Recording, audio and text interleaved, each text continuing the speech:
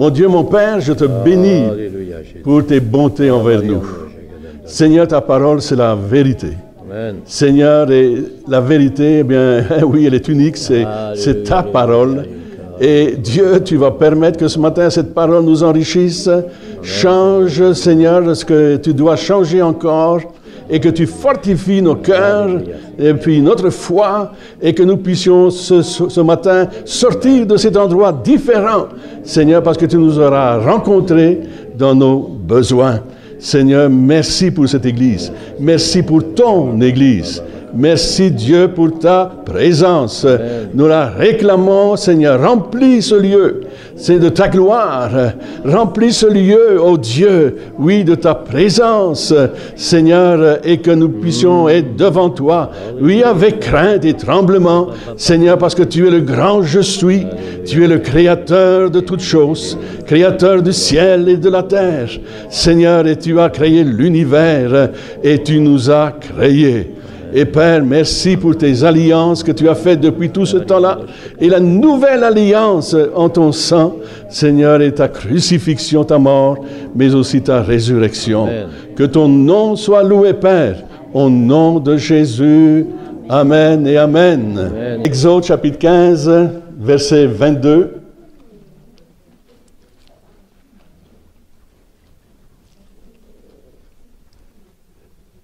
Alors je lis. Moïse fit partir Israël de la mer Rouge. Ils prirent la direction du désert de Shur. Et après 3 journées de marche dans le désert, ils ne trouvèrent point d'eau. Ils arrivèrent à Mara, mais ils ne purent pas boire l'eau de Mara, parce qu'elle était amère. C'est pourquoi ce lieu fut appelé Mara. Le peuple murmura contre Moïse, en disant, « Que boirons-nous » Moïse cria à l'Éternel, et l'Éternel lui indiqua un bois qui jeta dans l'eau, et l'eau devint douce. Ce fut là que l'Éternel donna au peuple des lois et des ordonnances, et ce fut là qu'il le mit à l'épreuve. Verset 26. Il dit, « Si tu écoutes attentivement la voix de l'Éternel ton Dieu, si tu fais ce qui est droit à ses yeux, si tu prêtes l'oreille à ses commandements, et si tu observes toutes ses lois, je ne te frapperai d'aucune des maladies dont j'ai frappé les Égyptiens, car je suis l'Éternel qui te guérit. » Amen. Alors évidemment, ça s'adresse au peuple d'Israël, et puis on peut tirer des belles leçons de tout cela, et puis nous reporter dans le Nouveau Testament, et puis l'œuvre évidemment de la croix, ce que Christ a accompli au vent. D'ailleurs, on parlait un tout petit peu. Ils arrivèrent, au verset 26, allez, on va le lire aussi, ils arrivèrent à Élim, et il y avait 12 sources d'eau, et 70 palmiers, et ils campèrent là près de l'eau. Wow! C'était les vacances, hein? J'aimerais lire maintenant ce verset qui, vous allez voir ce que ça signifie pour nous aujourd'hui, et surtout ce que vous avez entre les mains, la parole de Dieu. Regardez bien. Proverbe 4, versets 20 à 22. Proverbe 4, versets 20 à 22. Mon fils, on peut mettre aussi ma fille, hein? Sois attentif à mes paroles, prête l'oreille à mes discours. Qu'ils ne s'éloignent pas de tes yeux, garde-les dans le fond de ton cœur, car c'est la vie pour ceux qui les trouvent. C'est la santé pour tout leur corps. Waouh! La parole de Dieu. Amen? Parole de Dieu, parole de vie. Elle suscite la vie, elle crée. Et grâce à sa parole, Dieu nous permet qu'elle serait, la parole de Dieu, la médecine qui porterait la santé à toute notre chair. On prend des médicaments aujourd'hui, hein? C'est bon, mais ouais. La médecine des hommes, hein? Oh oui, et puis je pense qu'il ne faut pas mettre ça à la poubelle. Je crois que Dieu peut utiliser la médication évidemment pour la guérison du corps, mais aussi guérison psychologique, morale, mais pas spirituelle. Les médecins ne peuvent pas guérir ce côté-là, spirituel. La maladie de l'âme. L'âme est malade. L'âme a besoin de secours. Mon âme, ce sont mes émotions, mes ressentiments, ce que là je ressens à l'intérieur, et il y a de la souffrance, non? Il y en a de la souffrance juste là, au niveau de l'âme. On souffre pour ceci, cela. On a reçu un téléphone dernièrement d'une de nos filles, puis elle était en larmes, et puis on l'écoutait, elle est loin de nous, et puis elle parlait de ce qu'elle vivait, et puis c'était dur. Elle avait le mal à l'âme, et les larmes coulaient. Alors évidemment, les parents sont là, ils écoutent, et ils pleurent avec eux, n'est-ce pas? On pleure avec nos enfants. Et je crois que Dieu a la même attitude avec nous, parce que Dieu est notre secours. Amen. Il est compatissant, nous dit l'Écriture, et il veut prendre bien soin de nous. Alors il a sa médecine. Hein? Amen.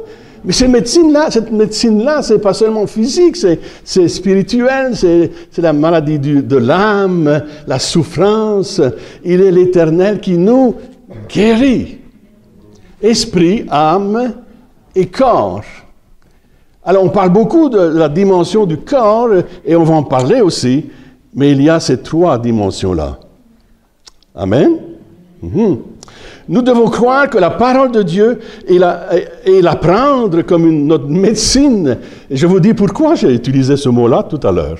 Qui porterait la santé à toute notre chair. Nous devons croire la parole de Dieu et la prendre. La condition est que nous marchions selon sa volonté. Et il exhorte son peuple à l'époque dans le désert, et puis on a lu un tout petit peu, on lira encore tout à l'heure, mais je pense que le respect de Dieu est tellement important. Quand on entend tout le ridicule à la télévision, et puis autour de nous parfois les blasphèmes et tout ce qu'on peut imaginer, et puis moi je vois mon Dieu tellement grand et puissant, et qui domine au-dessus de l'univers et puis de la terre. Et je me dis, juste un petit claquement de doigts, puis c'est fini pour toi. Amen. Ah oui, mais Dieu est bon. Non seulement il est bon, il est patient. Et c'est grâce à cela que nous subsistons. Alors, donc, le verset 22 parle de la santé pour tout le corps. Amen. Une santé totale. C'est pas évident quand on souffre et puis qu'on est malade, et puis comme on a dit tout à l'heure aussi la maladie de l'âme. Mais j'ai lu quelque chose là-dessus, puis ça m'a impressionné. Je ne sais pas si vous avez lu déjà concernant cet homme-là, un homme de Dieu qui est décédé, Derek Prince. Un homme de Dieu qui vraiment a marqué son temps. Il a voyagé, il a fait des livres extraordinaires. Et puis un jour, il est tombé malade. Et Dieu l'a conduit. Il l'a conduit d'une façon extraordinaire dans sa maladie. Et Dieu lui a dit, voici, ma parole, c'est ma médecine. Amen. Il faut que tu prennes cette médecine quotidienne. Il faut que tu la prennes chaque jour, comme on prend nos médicaments. Ce matin, je vais l'avouer, j'en ai pris. Amen, pour la pression, pour la tension. Et oui, mais aussi nous devons prendre notre médecine spirituelle. La parole de Dieu, elle est guérissante. La parole de Dieu est esprit et vie. Amen. Je me souviens de cette époque, quelques années en arrière quand même, où j'ai fait un burn-out. Et j'avais plus rien, plus de force, et puis plus de vision, et puis c'était pas facile. Et le diable me disait, voilà, tu as fini, ton ministère, c'est terminé. On vivait des temps difficiles à l'époque. Jusqu'au moment où, tout à coup, mes yeux sont allés sur un verset. Je pense que je vous l'ai dit déjà. Je suis allé sur un verset, il y avait seulement ce verset-là de la Bible qui jaillissait des pages. Et c'était David, qui était dans ces temps difficiles, de ces temps oui, la mort était devant lui dans le fond. C'était clair. Et puis, tout à coup, il dit, je ne mourrai point, mais je vivrai. Et je déclarerai encore les merveilles de l'Éternel. Et puis ça m'est venu me chercher. C'était mon réma. C'était mon médicament. C'était mon miracle. Alléluia. Alors j'ai pris ce verset, puis je l'ai flanqué à la face du diable. Et j'ai dit, diable, je ne mourrai point, mais je vivrai. Et je raconterai encore les merveilles de l'Éternel. Et ça fait 30 et des années, là, je vous le dis. Et on a continué, plus que jamais, à prêcher l'Évangile. Et on a avancé, amen. Et on a pris nos victoires, alléluia. J'avais pris ma médecine. J'ai reçu la médecine de Dieu, l'ordonnance de Dieu. Et je l'ai prise, et je l'ai criée, et je le crie encore, alléluia. La parole de Dieu, qui est esprit et vie. La parole de Dieu est guérissante. Alors prenez votre médecine quotidienne, au moins 3 fois par jour, matin, midi, soir. Lisez des versets vraiment de guérison, de restauration, de la fidélité de Dieu, de la grandeur de Dieu. Oh, mettez du boost à votre foi. Boostez. Hein? Boostez, pas, oui, vos batteries. Amen. Pourquoi? Mais oui, on en a tellement besoin au travers de tout. Alors, quand j'ai lu ça, j'ai dit, mais c'est merveilleux, Seigneur. Et j'ai vu très clairement qu'il y avait là 4 directions spécifiques pour prendre la parole de Dieu comme médicament.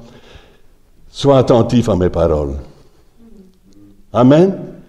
Et prête l'oreille à ces paroles.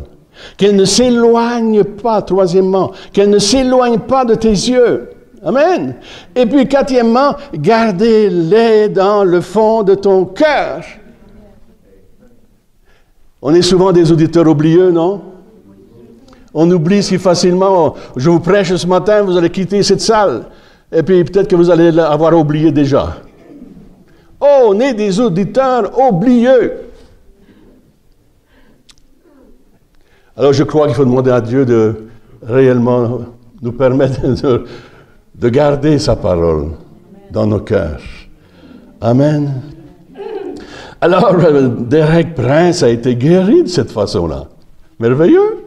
Alors, je me dis, peut-être Dieu a donné une direction comme ça à cet homme de Dieu, mais pourquoi pas la parole de Dieu, c'est la médecine de Dieu. Amen. C'est la médecine de Dieu. Il y a combien de gens qui, malheureusement, ne lisent plus la Bible chez eux? Ils sont tellement occupés que, heureusement qu'il y a le dimanche matin encore. Mais nous devons lire la parole chaque jour. Amen. Assidûment.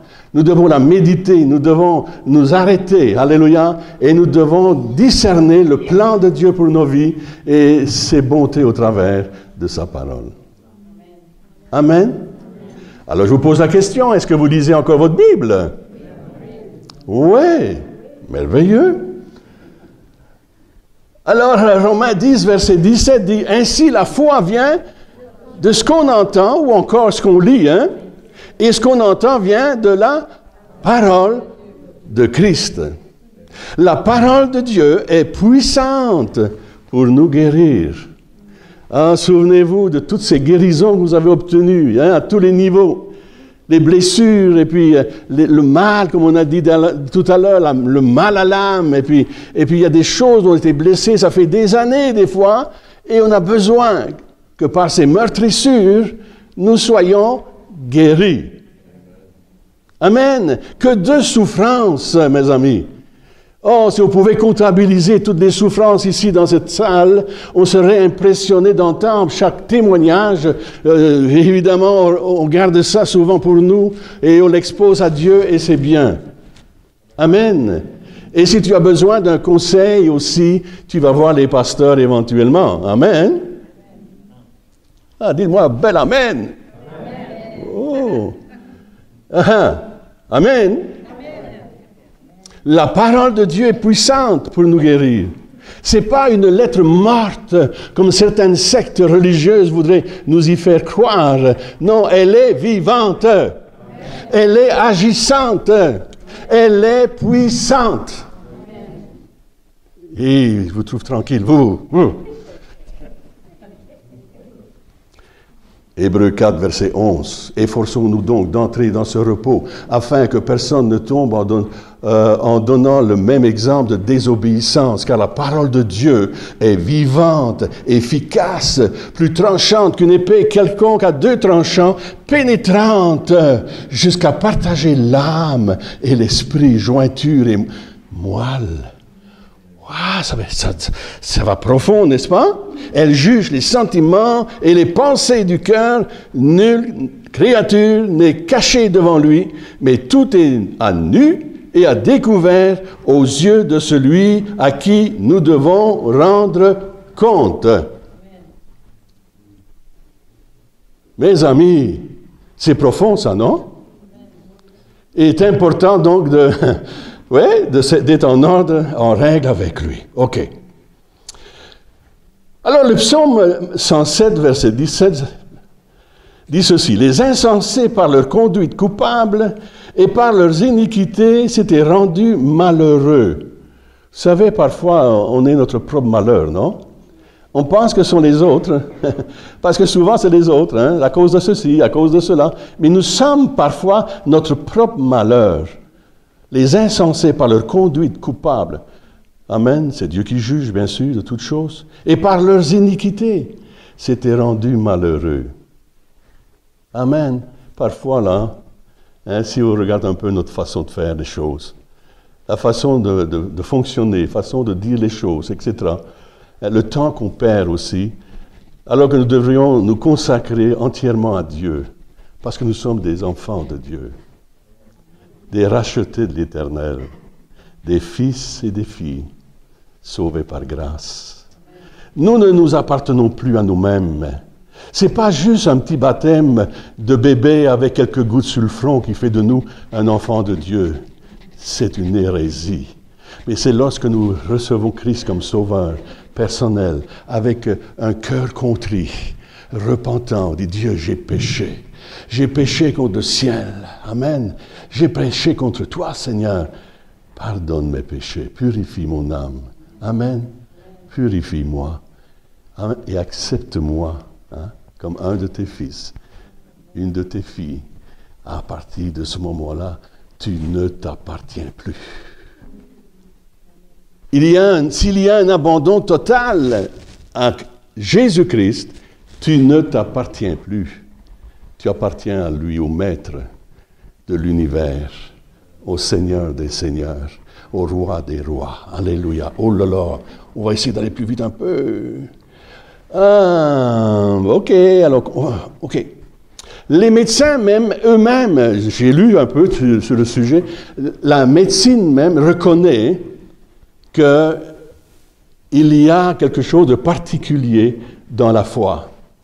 Et que la foi peut effectivement aider à la guérison ou tout simplement même guérir. Là, parfois, où les médecins disent qu'il n'y a plus rien à faire, eh bien, Dieu dit, moi, je peux encore faire. Et les médecins y croient. Amen. Mon épouse, elle pourrait vous parler de cela, et un de ces médecins, en tout cas, a été stupéfait de l'avoir debout, marchant, guéri, parce que lui avait dit, « Madame, vous allez mourir. » Voulez-vous mourir à l'hôpital ou bien voulez-vous mourir chez vous? Ma femme a dit, non, moi je veux pas mourir chez moi, je veux vivre, je retourne chez moi et je veux vivre. Amen. Une déclaration de foi, amen. Et à un certain moment, il s'est retrouvé, ce médecin, face à face avec mon épouse, et puis... Madame Roulon, vivante? Ah oui. Parce que, oui, la foi avait agi. La confession de la foi, la confession de la parole de Dieu. Amen. Amen, amen. Alors, les médecins sont obligés de reconnaître que la foi produit quand même quelque chose de bon, non?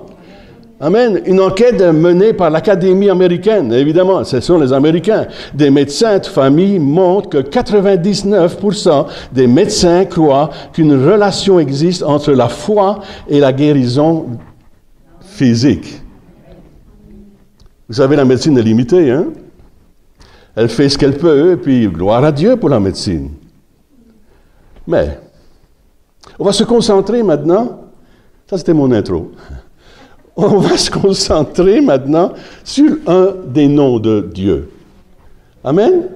Vous savez, dans l'Ancien Testament, puis surtout, il y a des noms de Dieu.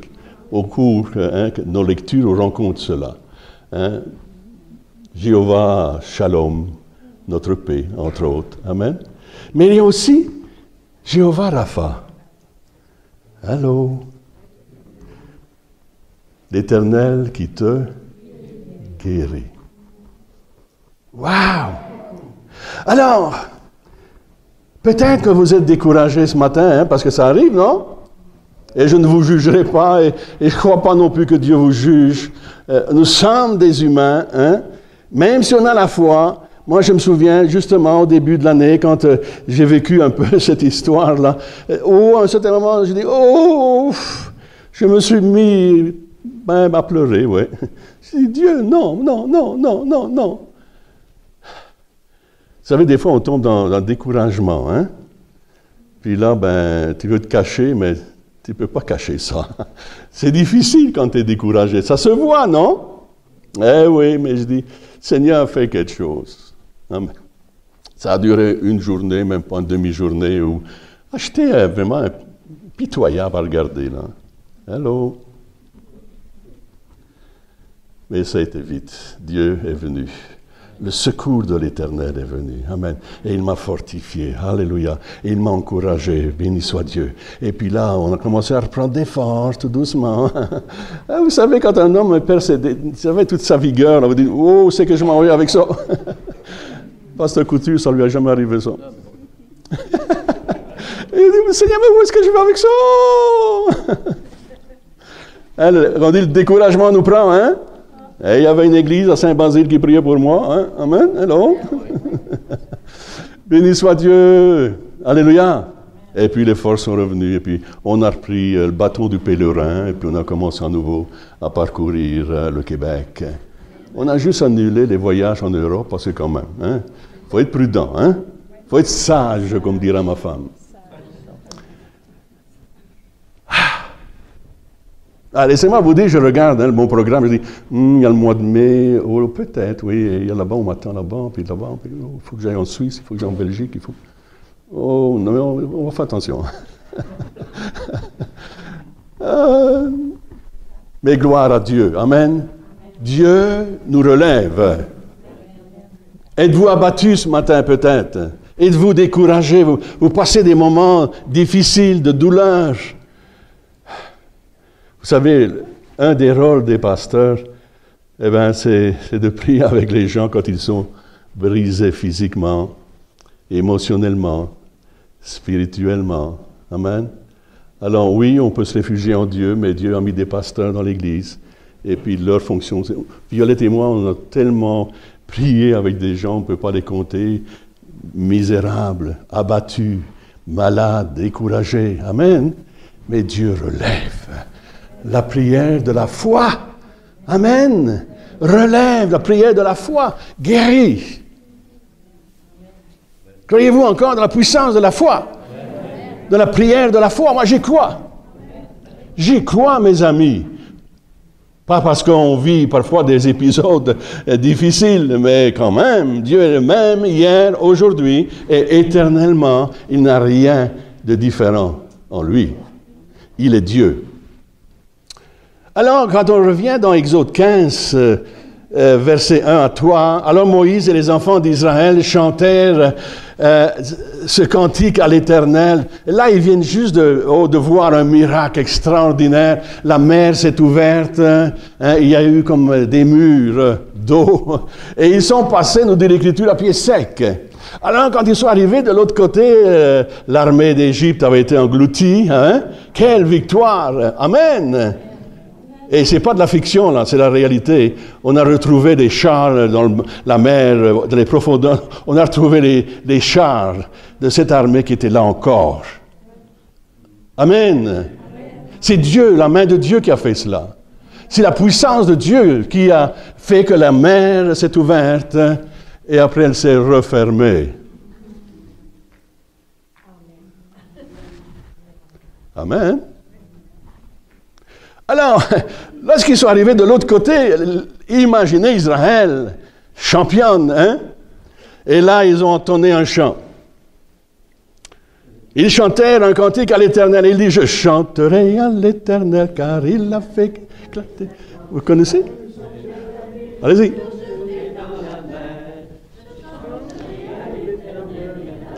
Éclater sa gloire, le cheval et son con dans la main. L'Éternel est ma force, sujet de mes louanges. L'Éternel est ma force, qui m'a sauvé.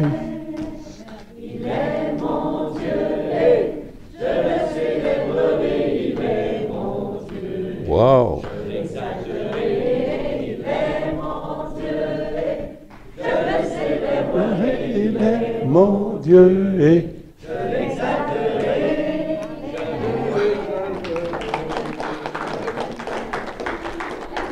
Quelle louange, n'est-ce pas, au Seigneur?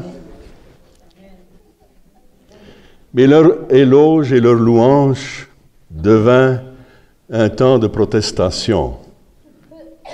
Ça n'a pas duré longtemps, 3 jours plus tard. Hein? Et là, il nous est dit au verset 22 de chapitre 15, Moïse les conduisit dans le désert de Shur, qui signifie un mur.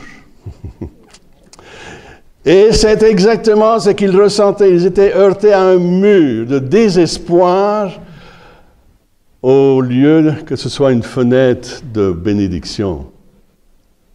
Ils avaient tout pour rester dans la foi et puis de croire dans le Dieu des miracles. Mais là, ils arrivent là et ils ont soif.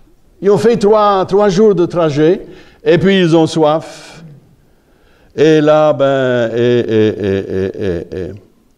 après avoir erré dans le désert pendant 3 jours et ne pas avoir d'eau à boire, les gens se tournèrent vers Moïse au lieu dit Mara. Car le Tout-Puissant Mara, qui veut dire amertume, ou amertume. 3 jours. Il a fallu 3 jours. On peut être en haut, et puis tout à coup, on est en bas. On exalte le Seigneur, on bénit Dieu, et puis, béni soit Dieu. J'espère qu'on se souvient de ces bénédictions depuis le moment où nous avons cru en lui, et où Dieu nous a tellement bénis. Je ne sais pas, j'espère que c'est votre expérience aussi, mais moi, il m'a béni. Il a béni mon épouse, il a béni ma famille. Mais ça ne prend pas grand-chose. Là, ils ont soif, ils arrivent à un point d'eau, puis l'eau est amère. C'est-à-dire, ils frappent un mur. Et puis parfois, tout peut tellement bien aller, et puis on bénit Dieu, et puis tout à coup, boum, on frappe un mur. Arrive une circonstance, hein? Eh oui, on pourrait citer, hein, vous pourriez mettre ça là. Vous avez les noms là, tellement de choses qui peuvent arriver dans la vie, hein? Et puis, un mur. Et là, notre attitude change. Et puis, même plus encore, il faut trouver un bouc émissaire. Pourquoi ça m'arrive? Pourquoi ceci? Pourquoi cela? Alors, il y avait la personne à mieux indiquer, Moïse. Le pasteur, le bouc émissaire. Si tout ça arrive, c'est à cause du pasteur. Mais non, peut-être même sa femme, ouais, peut-être. Ou bien non, c'est à cause d'un tel, une telle, et puis... Non, arrêtez de trouver un bouc émissaire pour votre situation. Et souvent, vous vous êtes mis les pieds en plein dans vos situations. Ou l'ennemi vous a conduit dans une situation, et au lieu de prendre des bonnes décisions, eh bien, vous avez pris des mauvaises décisions. Et comme on dit, on se met les pieds dans les plats. Hello, on est des humains. Moi, j'ai mis mes pieds dans les plats, moi aussi. Je pensais faire la bonne affaire, pasteur Couture. Je pensais faire la bonne affaire, mais tout à coup, on s'est aperçu, mon épouse et moi, non, on n'a pas fait la bonne décision. Alors, on a vécu plusieurs années, même avec ça, hein? Et là, on a appris nos leçons de ce qu'il faut toujours, même si on est convaincu personnellement comme humain, il faut toujours chercher Dieu. Avant de chaque décision, amen, cherchez Dieu. Priez Dieu. Amen. Vous cherchez une blonde, un amoureux peut-être, je ne sais pas, mais je pense que vous êtes passé là, vous êtes plus loin que ça.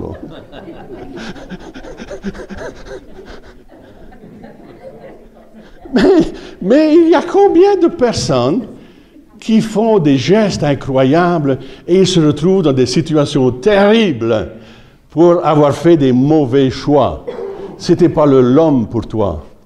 Ce n'était pas la femme pour toi. Et là, maintenant, tu réalises cela. Et puis, ouh là là, il y a du pétard à la maison. Et il y a de la vaisselle qui se brise aussi, hein? Et il y a des grands cris. Et puis, les voisins sont quasiment prêts à appeler la police. On a fait des mauvais choix. Mais il faut trouver un bouc émissaire. Alors, il faut trouver les raisons et les pourquoi. Et là, ils ont trouvé Moïse.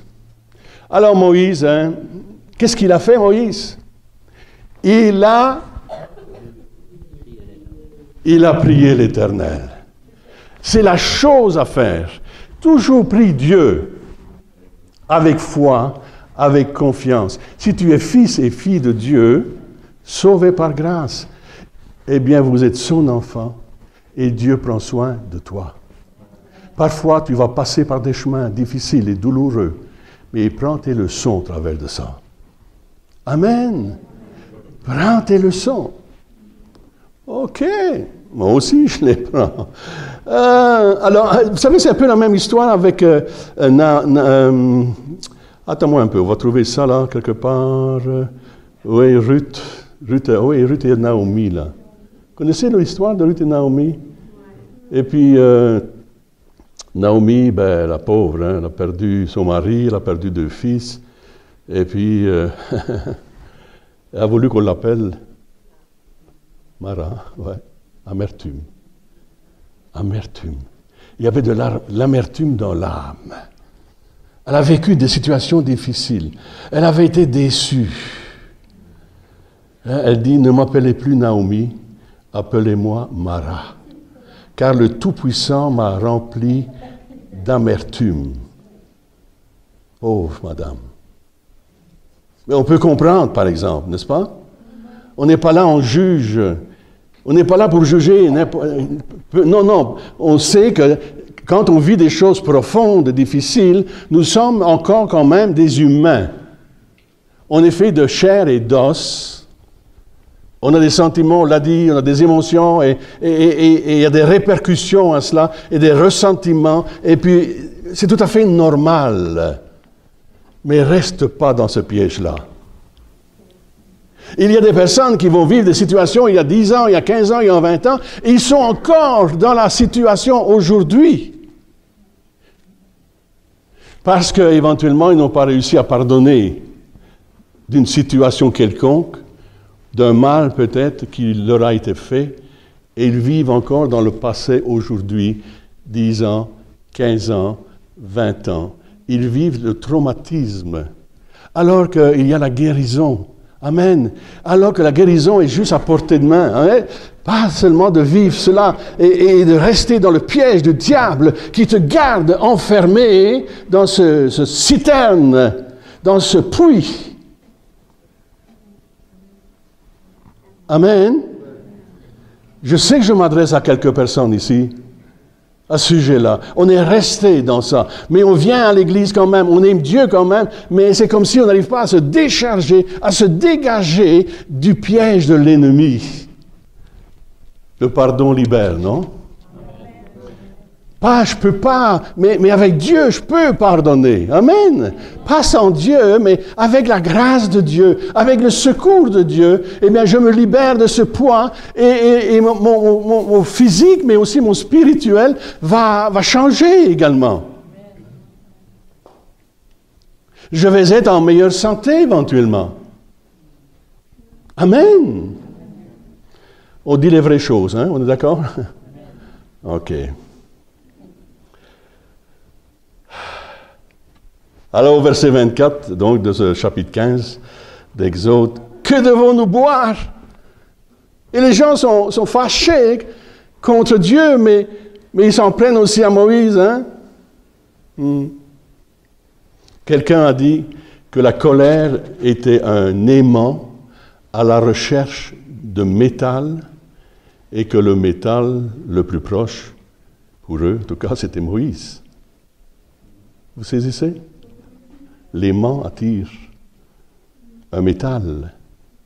Alors on recherche ce qui on va attraper et on va avoir une colère contre cette personne et de l'amertume. OK, on va plus loin. L'amertume peut nous rendre aveugles, malheureusement, aux promesses de Dieu. Ils avaient oublié l'esclavage, quoiqu'ici, maintenant, ils veulent retourner en Égypte. Et ils ont oublié l'esclavage et tout ce qu'ils ont vécu, et tout le fouet, et puis les privations. Et là, pour une petite étape là, de leur vie, ils veulent retourner en arrière, en Égypte. C'est triste. Hein? Alors Moïse fait ce qu'il devait faire, il a crié au Seigneur, Amen. Notre secours est en l'Éternel. Alléluia. Au lieu de protester, il prie. C'est ce que le temps difficile peut faire avec nous, parce que souvent, il suffit de passer par un temps difficile pour que réellement nous remettons la prière en action. Soyons honnêtes. Est-ce que nous avons une vie de prière? Il suffit qu'il se passe quelque chose et puis là, mais il faut prier. Amen. Et béni soit Dieu parce que Dieu entend nos cris, il entend nos lamentations, il entend nos pleurs, il les voit en tout cas, et il répond à nos prières. Amen. Et peut-être que Dieu te dit, ça fait longtemps que je t'attendais. Tu as essayé par toi-même. Un peu comme les disciples dans leur barque, c'était la tempête, et puis ils ont écopé l'eau autant qu'ils ont pu, hein? Jusqu'au moment où ils se sont dit, mais Jésus est là. Et ils sont allés vers Jésus. Maître, tu ne vois pas qu'on périt, on va tous mourir. Et il a fallu une parole du Seigneur pour calmer la tempête. Wow! Il est notre secours, amen. Il nous tend ses bras. Il faut se jeter dans ses bras. Alors Dieu répond à Moïse en lui montrant un simple morceau de bois. Eh oui, ce bois est le symbole de la croix, la crucifixion de Christ, de Jésus lui-même. Amen. Qui est venu adoucir, pas juste légèrement notre vie. Amen, mais nous donner une vie abondante. Une vie de joie, de paix. Amen.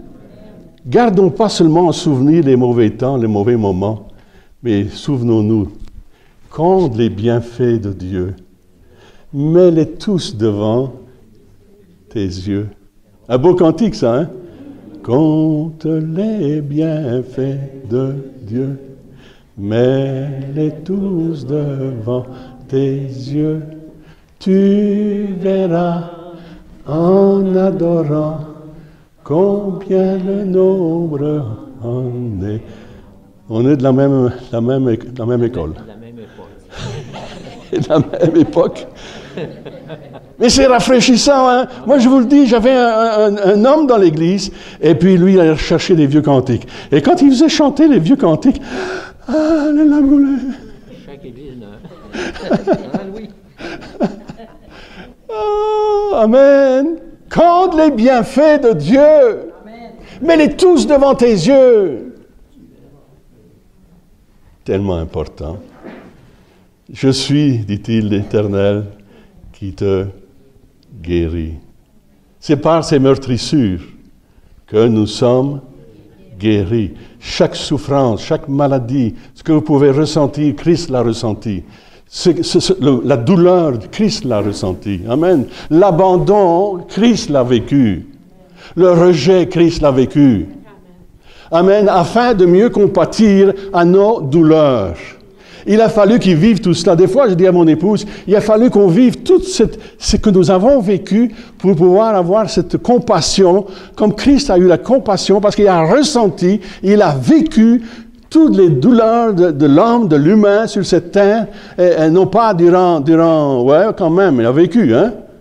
Il y a eu 3 ans de ministère, mais avant ça, ben, je ne sais pas, hein. Amen. Quelqu'un qui n'a jamais souffert ne pourra jamais comprendre un autre. Amen. Difficile.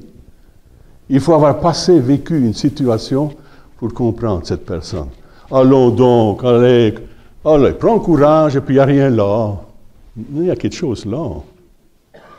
Il y a quelque chose de profond, il y a une douleur qui est là. Arrête-toi devant cette personne, éventuellement prends-la dans tes bras. Hein? Amen. Prie avec cette personne. Tu es au nom de Christ le secours, l'aide, le soutien. Hein? Amen. Nous sommes sauvés non pas seulement pour être servis, mais nous sommes sauvés pour servir. Ne dites jamais, j'en ai assez pour moi-même. Ayons de la compassion. Amen. Et vous allez voir que, ah oui, ça va serrer, hein, ça va renouer des liens, puis, oui, ensemble. OK. Alors, Dieu associe aussi sa sainteté à la santé, et il proclame un nom, Jéhovah Rapha, au milieu de leur amertume et de leur peine. Dieu se révèle comme étant leur guérisseur. Amen. Il est le guérisseur. Il restaure, il guérit. Physiquement, émotionnellement, amen, et spirituellement. Ouais, Romains 12, verset 18 dit, « Si cela est possible, autant que cela dépend de vous, vivez en paix avec tout le monde. » Vous savez, ce qui blesse l'Église aujourd'hui, c'est lorsqu'il n'y a pas de pardon. Ce qui blesse l'Église aujourd'hui, c'est le non-pardon. Tu as été pardonné? Pardonne aussi. Amen. Pardonne. Ça, c'est le déclenchement de ta guérison. C'est le déclenchement de ta guérison. Alors, dans 2 Rois, chapitre 20, versets 5 à 6, ici c'est un verset de l'Ancien Testament, parce que l'Ancien Testament est plein de miracles. Et il y a des guérisons dans l'Ancien Testament, pas seulement dans le Nouveau, mais on en retrouve là aussi. Amen. Dieu a toujours été celui qui guérit. Et si on regarde l'eau qui était amère, eh bien, il a guéri cette eau. Et il a guéri cette eau qui était malade. Elle était infecte à boire. Et il a fait jeter ce bois dans une autre place du sel pour assainir. Wow. Amen. Amen, amen. Wow. Alors, regardez dans ce texte-là, Ézéchias était devenu très malade et était sur le point de mourir. Et à la suite d'une intense intercession, on voit qu'il a été guéri. Mais même plus encore, Dieu a rajouté 15 années à sa vie. Amen. 15 années à sa vie. Wow!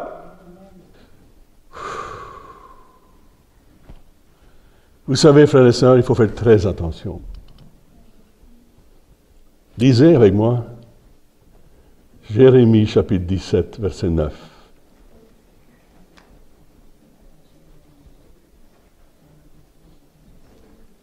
Et ce verset-là décrit la condition incurable du cœur humain. Le cœur est trompeur par-dessus tout et incurable. Je ne sais pas la traduction que vous avez, mais incurable. Qui peut le comprendre? Notre façon de penser, notre façon de réagir, notre façon de faire les choses, ça prend un miracle de Dieu d'abord au niveau du cœur. C'est-à-dire au niveau de l'âme. Quand on parle de l'âme, on parle du cœur. Hein? Vous voyez un peu, ça se marie là ensemble, ça. Amen. Et d'abord, il faut s'apprendre guérison là. Ça prend une conversion, un changement. Amen. Ça prend un changement radical. Aujourd'hui, je me questionne, frères et sœurs, parce que c'est urgent. Je crois que Jésus est à la veille de venir chercher son Église. Et c'est urgent que nous soyons convaincus, nous, ici, et je dis cela dans toutes les églises, que nous soyons convaincus que réellement, nous sommes nés de nouveau. Être né de nouveau, je suis en train de préparer un message sur le sujet. Et non pas que je suis là pour condamner puis culpabiliser qui que ce soit. Je sais si je suis né de nouveau. Ma vie a changé. Je n'ai plus la même... Oui, je suis un homme encore humain, mais avec un autre esprit. Amen. Un nouveau cœur qui était avant un cœur de pierre, nous dit l'Écriture. Et il a changé mon cœur de pierre, il l'a attendri, il l'a ramolli. Amen. Il a mis en moi les ingrédients qu'il n'y avait pas. Amen. Un autre esprit, un nouvel esprit, avec une nouvelle intelligence pour comprendre les choses de Dieu par l'esprit de Christ. Amen. Ça, c'est important. Ça, c'est le plus grand miracle que nous vivons. C'est la nouvelle naissance. C'est le miracle le plus important. Dieu peut nous guérir nos corps, mais ce qui était plus important, c'est notre guérison intérieure, la guérison de l'âme, qui est souillée par le péché, qui est souillée par le mal. Alors Dieu vient et puis il purifie par son sang précieux. Alléluia, il purifie. Alors là, maintenant je suis en train de me connecter à Dieu avec une nature semblable à Christ. Amen, dans ma chair. Mais Christ aussi était dans sa chair à une certaine époque. Mais il a vécu avec son Père, dans la droiture, dans l'obéissance, jusqu'à la croix. Amen. Amen. Alors ça prend une métanoïa. Changement, comme un papillon. Hein? Un papillon, il faut qu'il vive sa métanoïa, la métamorphose.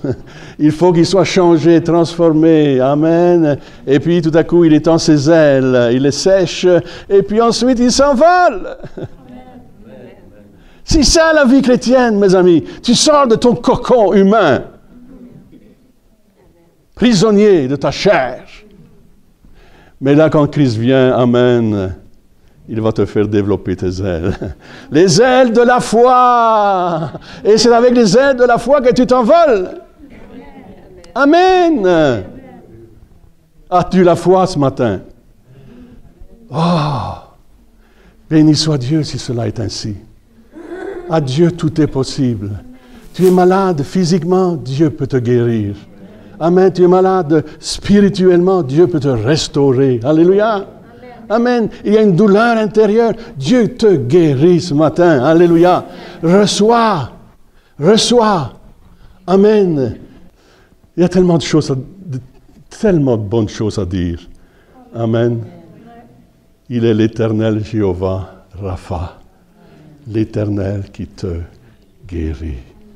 J'y crois même s'il y a des pronostics qui ont été donnés sur vous. Non, ça c'est les hommes. Mais Dieu a son diagnostic. Amen. Et il a son médicament. Amen. La parole de Dieu est esprit et vie. Est-ce qu'on peut applaudir le Seigneur? Oui, oui. Alléluia. Amen.